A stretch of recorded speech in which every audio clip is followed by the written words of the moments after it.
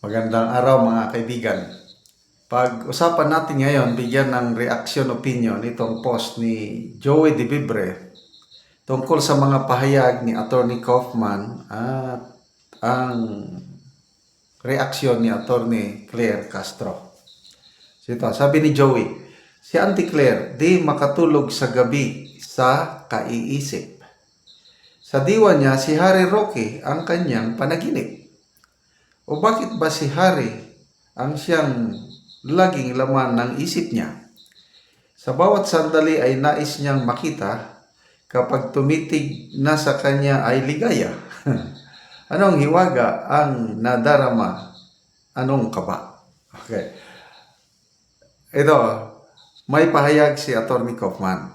Sinagot ni Attorney Claire, bakit nasama si Attorney Roque? Sabi ni Attorney Kaufman, I think that the real prosecutor in this case, si PRRD,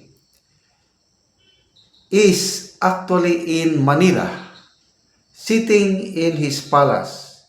He is the person who threw President Duterte over here to the Hague. Yan, mabigat yun.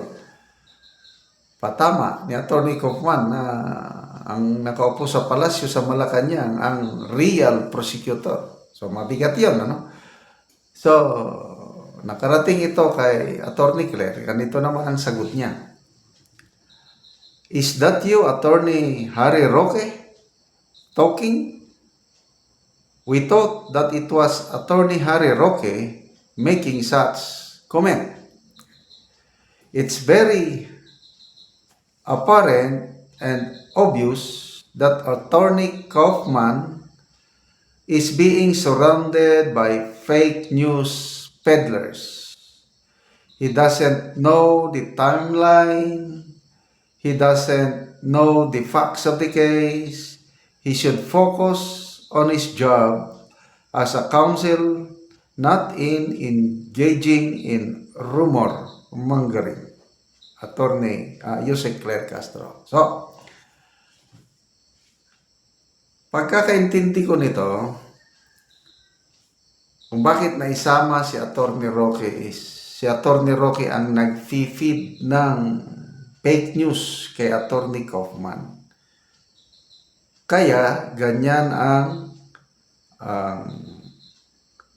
nasabi ng Attorney Kaufman na nasa Malacanang ang real prosecutor. So, to me, parang binaliit ni Attorney Claire Castro ang katalinuhan, ang kakayahan na mag-analyze, mag-evaluate ng sitwasyon sa kaso.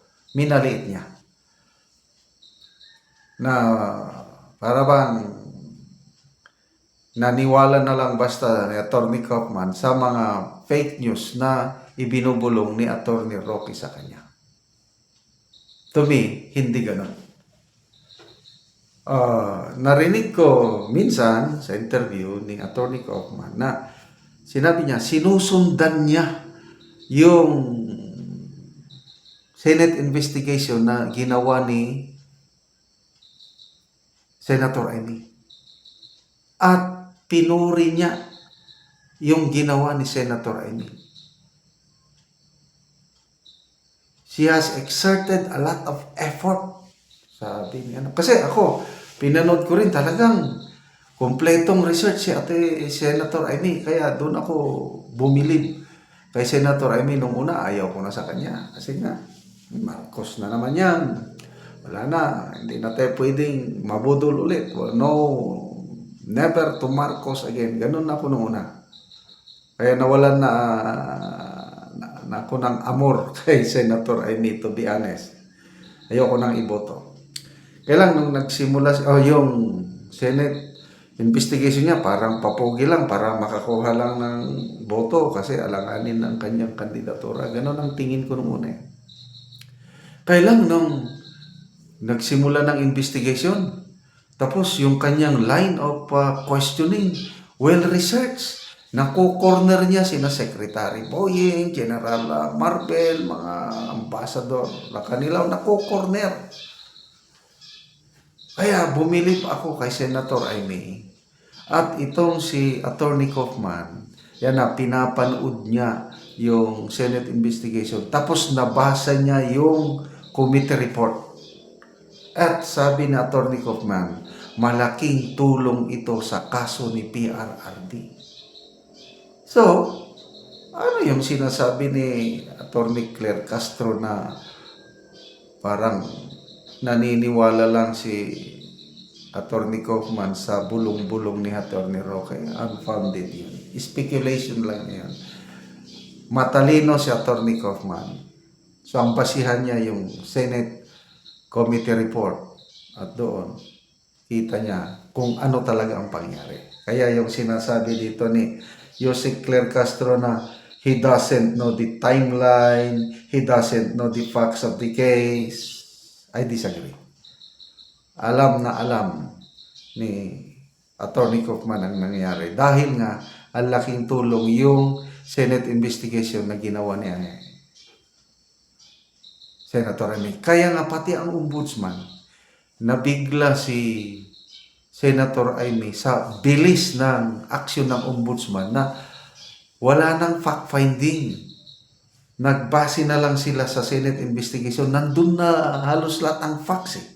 Kahit tayong bayan, nakita na natin yung group effort na sinasabi ni Secretary John Vic Rebulya sa isang interview.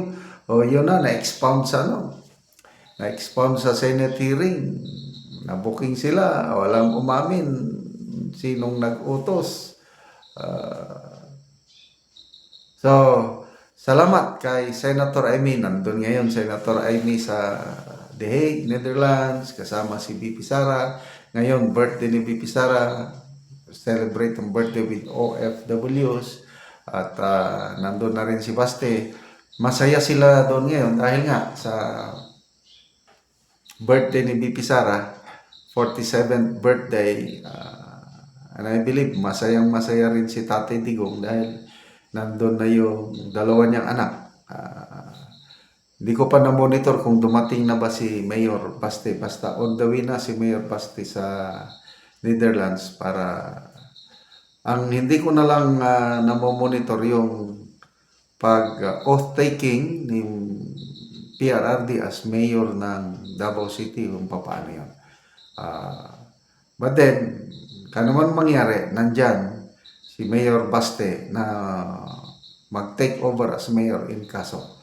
Okay, salamat mga kaibigan sa inyong pagsubaybay sa ating channel. Nakakatulong kayo ng maigi sa Tribong Talanding ng Bukidnon. Sweldo natin sa channel na ito is pantulong sa tribo. Sa ngayon, may livelihood assistance tayo sa tribo. Nagpapatanim tayo ng saging lakatan. Kung may itinanim, may aanihin. Kaya panoorin nyo ang video na ito. Na anak ko sa saging lakatan ni Manoy si Dreno. Ug akong bisitahon ang iyang asawa. Mayong udto nang. Ay, udto. Nag-aabono ka nang. Nag-abuno ko. Asa day si Manoy nang? Nag-minadlaw. Nanginadlaw. Kay palit og bugas.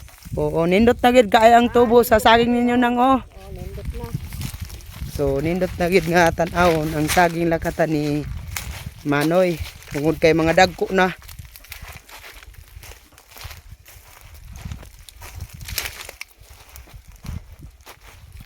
So kami tanan nga nagtanom dinhi og saging lakatan 2,000 kapin na ni ang among tanom nga saging lakatan. So daghan-daghan na gyud og mga kita gid nato nga dagko na gyud.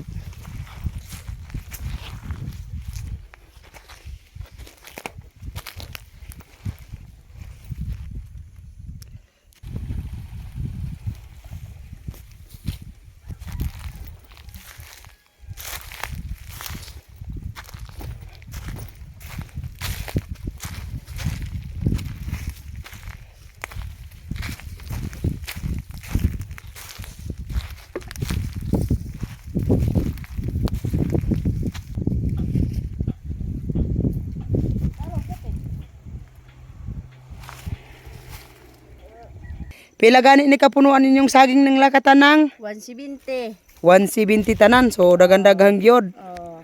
Og karon nang unsa imong maistorya bahin sa padayon sa pagpananom sa pagsuporta sa abono?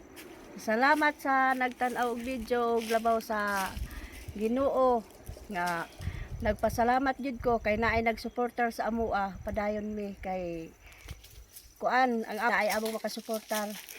Salamat kayo Pati nang. akong mga estudyante. Oo. Salamat kayo nang.